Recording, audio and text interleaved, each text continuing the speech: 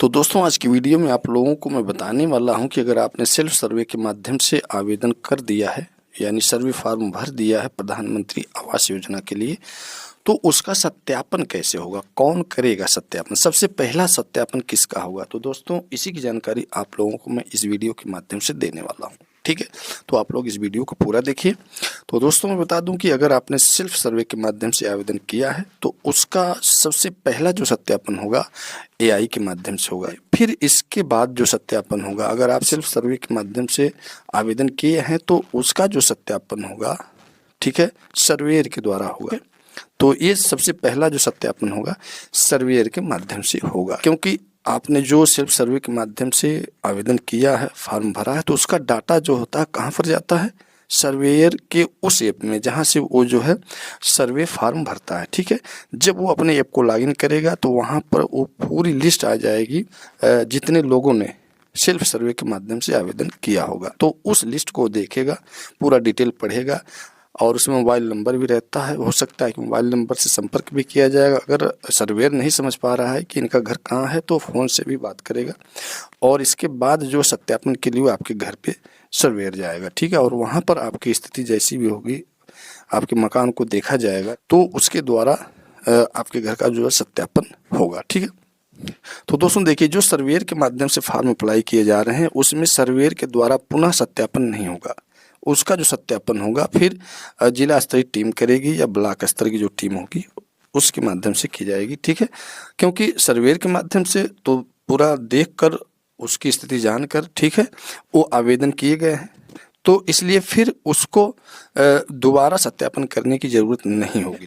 लेकिन सेल्फ सर्वे के माध्यम से आपने अगर आवेदन किया है तो उसका तो सत्यापन सर्वेयर के माध्यम से होना ही है, क्योंकि जो भी डिटेल होगा आपके फॉर्म का सर्वेयर के पास ही जाएगा, यानी उसके ऐप में चला जाता है। जब आप फॉर्म के डाटा को अपलोड करते हैं भरने के बाद तो उसका जो डाटा होता है सर्वेयर के पास पहुंच जाता है, यानी सर्वेयर का जो ऐप होता है जब वो लॉगिन करेगा तो पूरा जो है डाटा आपका वहाँ पर शो करेगा।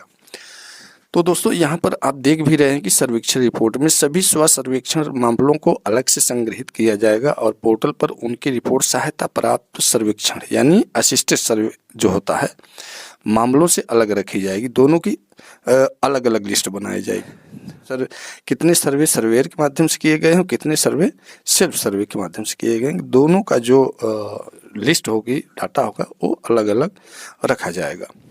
सर्वेक्षण पुष्टि, सभी स्व सर्वेक्षण मामलों की पुष्टि ग्राम पंचायत के नामित सर्वेक्षक द्वारा की जानी चाहिए।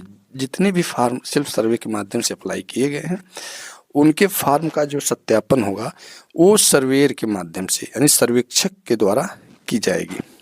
अपलोड होने के बाद स्व सर्वेक्षण मामले सर्वेक्षक द्वारा पुष्टि के लिए सहायक सर्वेक्षण लॉगिन में उपलब्ध करा दिए जाएंगे।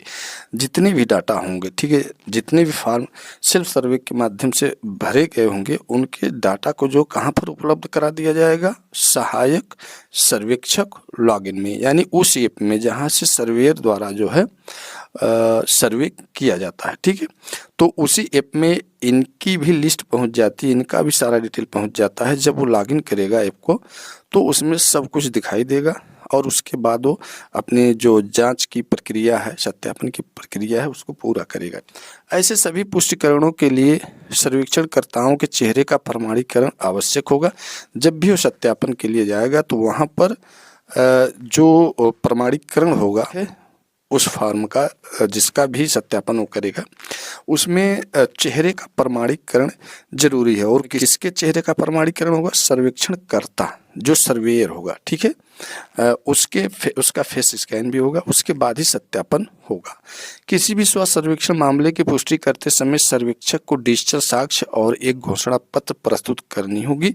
घोषणा पत्र एक होगा, घोषणा पत्र पर लाभार्थी का हस्ताक्षर और सर्वेयर का दोनों का हस्ताक्षर होगा और उसमें एक डिजिटल साक्ष्य यानी जिस फोटो को आपने अपलोड किया है फॉर्म भरते समय उससे वो सत्यापन करता जो होगा वो मिलान करेगा और फिर वो भी एक फोटो लेगा। ठीक है, अब देखिए यहाँ पर इस पुष्टि प्रक्रिया का परिणाम स्व सर्वेक्षण आवेदकों को SMS के माध्यम से सूचित किया जाएगा। ठीक है, आपके मोबाइल पे मैसेज भी आ जाएगा जब भी आपके घर का सत्यापन होगा, तो उसमें जो भी स्थिति होगी सब उसमें दिया रहेगा। ठीक है, जो भी रिपोर्ट लगेगी आपके सत्यापन में वो सब आपको मैसेज के माध्यम से प्राप्त हो जाएगी और यह ऐप उनके स्व सर्वेक्षण लॉगिन में भी दिखाई देगी। जिस ऐप से आपने सर्वे फॉर्म भरा है उस ऐप में भी आपको ये दिखाई देगी। देखिए, सर्वेक्षक द्वारा पुष्टिकरण प्रक्रिया पूरी करने के बाद उच्च अधिकारी प्रदान की गई सिफारिशों के आधार पर मामलों का सत्यापन करेंगे। सर्वेक्षक के पास किसी भी स्व सर्वेक्षक मामले को हटाने अस्वीकार करने की कोई अधिकार नहीं होगा। तो यहाँ पर मेन जो पॉइंट है, यहाँ पर दिया गया कि सर्वेक्षक के द्वारा किसी भी फॉर्म को डिलीट करने या रिजेक्ट करने का अधिकार नहीं होगा। कोई भी सर्वेक्षक जब आपके घर का सत्यापन करेगा तो वहाँ पर उस फॉर्म को डिलीट नहीं कर सकता और ना ही रिजेक्ट कर सकता है। ठीक है, जो भी स्थिति होगी वो यहाँ पर हमने बताया कि एक घोषणा पत्र होगा, उस घोषणा पत्र में भरा जाएगा जैसी भी स्थिति होगी।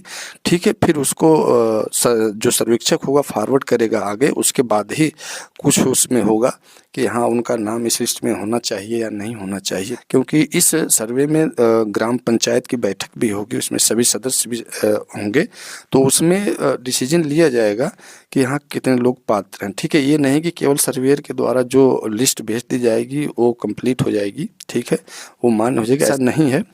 ठीक है, कि इसमें ग्राम प्रधान भी अपने सदस्यों के साथ गांव के कुछ और लोग होंगे। ठीक है, उसमें बैठक होगी, उसमें देखा जाएगा कि यहाँ कौन कौन लोग इसमें पात्र हैं, तो उसमें तो वहीं से वो लिस्ट क्लियर हो जाएगी और आगे फिर भेज दिया जाएगा। तो दोस्तों, इस तरह से आपके फॉर्म का जो सत्यापन होगा। ठीक है, अगर आपने सेल्फ सर्वे के माध्यम से आवेदन किया है और सर्वेयर के माध्यम से भी जो आवेदन किया गया है, यही प्रक्रिया उसमें भी चलेगी। ठीक है, जब ग्राम पंचायत की बैठक होगी तो उसमें सर्वेयर के द्वारा कितने फॉर्म भरे गए हैं और सेल्फ सर्वे के माध्यम से सबकी सूची वहाँ पेश की जाएगी और उसमें देखा जाएगा कि कितने लोग इस योजना के पात्र लाभार्थी हैं, कितने लोग पात्र हैं इस सूची में। ठीक, तो दोस्तों, अगर आप लोगों को ये वीडियो पसंद आई हो तो एक लाइक जरूर कर दीजिएगा। तो आज के लिए बस इतना ही। नमस्कार।